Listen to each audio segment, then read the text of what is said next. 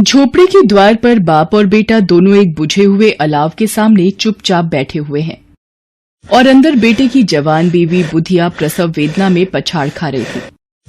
रह रहकर उसके मुंह से ऐसी दिल हिला देने वाली आवाज निकलती थी कि दोनों कलेजा थाम लेते थे। जाड़ों की रात थी। प्रकृति सन्नाटे में डूबी हुई।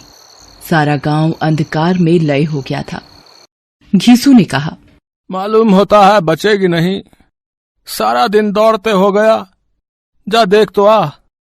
माधव चिढ़कर बोला, मरना ही है तो जल्दी मर क्यों नहीं जाती? देखकर क्या करूं? तू बड़ा बेदर्द है बे। साल भर जिसके साथ सुख चैन से रहा, उसी के साथ इतनी बेवफाई। तो मुझसे तो उसका तड़पना और हाथ पांव पटकना नहीं देखा जाता।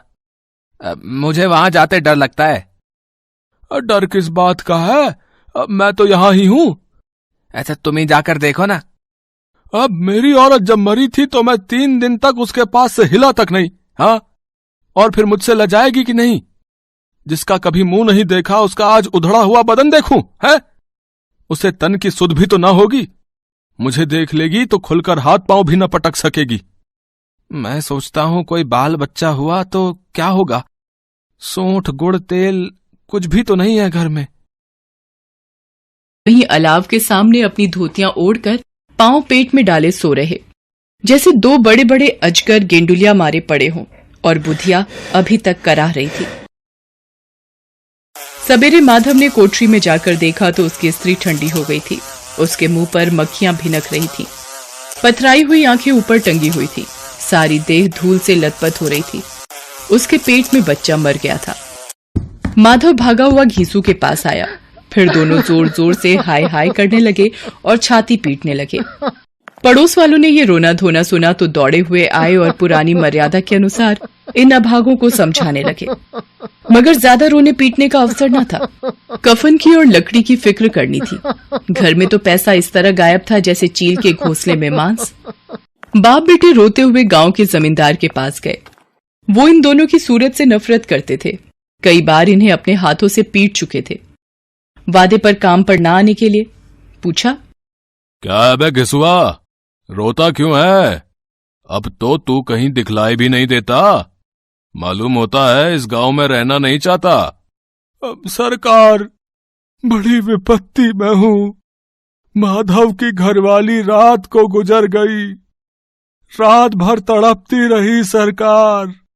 हम दोनों उसके सिरहाने बैठे रहे। दवा दारू जो कुछ हो सका सब कुछ किया, मुदा वो हमें दगा दे गई। अब कोई एक रोटी देने वाला भी न रहा मालिक। तबाह हो गए, घर उजड़ गया। आपका गुलाम हूं। अब आपके सिवा कौन उसकी मिट्टी पार लगाएगा? हमारे हाथ में तो जो कुछ था वो सब तो दवा दारू में उठ गया। सरकार की ही दया होगी तो उसकी मिट्टी उठेगी। आपके सिवा किसके द्वार पर जाऊं? जमींदार साहब दयालु थे, मगर घीसू पर दया करना काले कंबल पर रंग चढ़ाना था। जी में तो आया कह दें, लेकिन ये क्रोध या दंड देने का अवसर न था। जी में कुड़ते हुए 2 रुपए निकालकर फेंक दिए, मगर सांत्वना का एक शब्द भी मुंह से ना निकला। उसकी तरफ ताका तक नहीं, जैसे सिर का बोझ उतारा हो। जब जमींदार साहब ने 2 रुपए दिए तो गांव के बनिए महाजनों को इनकार का साहस कैसे होता। घीसू जमींदार के नाम का ढिंढोरा भी पीटना जानता था। किसी ने 2 आने दिए, किसी ने 4 आने। 1 घंटे में घीसू के पास 5 रुपए की अच्छी रकम जमा हो गई। कहीं से अनाज मिल गया, कहीं से लकड़ी, और दोपहर को घीसू और माधव बाजार से कफन लाने चले। बाजार में पहुंचकर घीसू बोला, लकड़ी तो उसे जलाने भर को मिल गई है। क्यों माधव? हाँ, लकड़ी तो बहुत है, अब कफन चाहिए। तो चलो कोई हल्का सा कफन ले लें। हाँ और क्या, लाश उठते उठते रात हो जाएगी। रात को कफन कौन देखता है? कैसा बुरा रिवाज है कि जिसे जीते जी तन ढकने को चीथड़ा भी ना मिले, उसे मरने पर नया कफन चाहिए। कफन लाश के साथ जल ही तो जाता है, और क्या रखा रहता है। यही 5 रुपए पहले मिलते तो कुछ दवा दारू कर लेते। दोनों एक दूसरे के मन की बात ताड़ रहे थे। बाजार में इधर उधर घूमते रहे। कभी इस बजाज की दुकान पर गए, कभी उसकी दुकान पर। तरह तरह के कपड़े, रेशमी और सूती देखे, मगर कुछ जचा नहीं। यहां तक कि शाम हो गई। तब दोनों न जाने किस दैवी प्रेरणा से एक मधुशाला के सामने जा पहुंचे। वहां जरा देर तक दोनों असमंजस में खड़े रहे। फिर घीसू ने गद्दी के सामने जाकर कहा, साहू जी, एक बोतल हमें भी देना। दोनों बरामदे में बैठकर शांतिपूर्वक पीने लगे। कई कुज्जियां ताबड़तोड़ पीने के बाद दोनों सरूर में आ गए। घीसू बोला, दुनिया का दस्तूर है, नहीं लोग बांबनों को हजारों रुपए क्यों दे देते हैं? कौन देखता है परलोक में मिलता है या नहीं?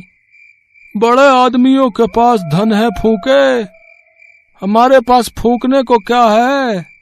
लेकिन लोगों को जवाब क्या दोगे? लोग पूछेंगे नहीं कफन कहाँ है?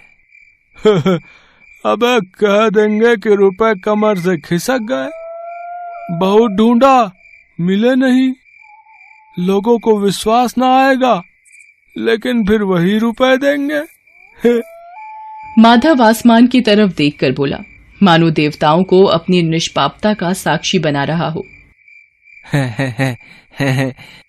इस अनपेक्षित सौभाग्य पर बड़ी अच्छी थी बेचारी, मरी तो खूब खिला पिला कर।